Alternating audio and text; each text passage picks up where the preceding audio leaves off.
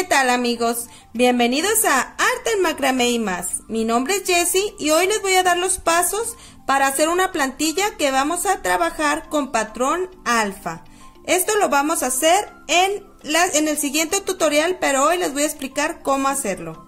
Lo primero que vamos a hacer es buscar en Google o en Pinterest patrón alfa de letras o abecedario. El paso número 2 va a ser copiar en una hoja cuadrícula las letras que vamos a ocupar con las siguientes características. Colorear el patrón con los colores de hilo que elijamos para la base, que viene siendo estas partes de aquí, y también para las letras un color diferente. En este caso yo voy a utilizar el color rojo. Y el nombre en el que me voy a basar es este que dice María. He hecho este patrón cuadriculado donde tengo números del 1 al 34. Estas son las columnas, o sea, las filas de nudos que vamos a hacer. Y hacia abajo he numerado del 1 al 7, que son las filas, o sea, los hilos que vamos a necesitar. En este patrón se muestra que son 7 hilos los que vamos a necesitar.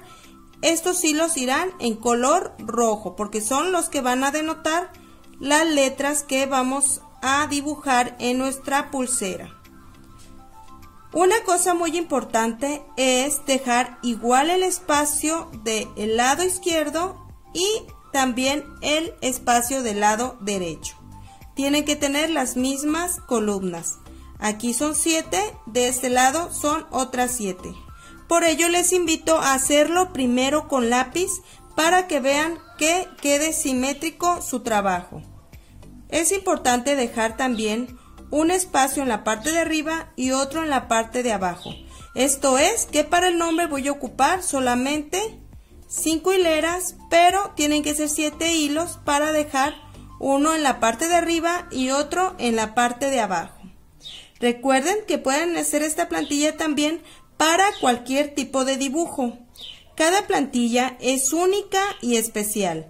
Por ello, les sugiero hacerla ustedes mismos, ya sea para un nombre o para un dibujo, porque para esto nos sirve para agregar nuestro toque especial.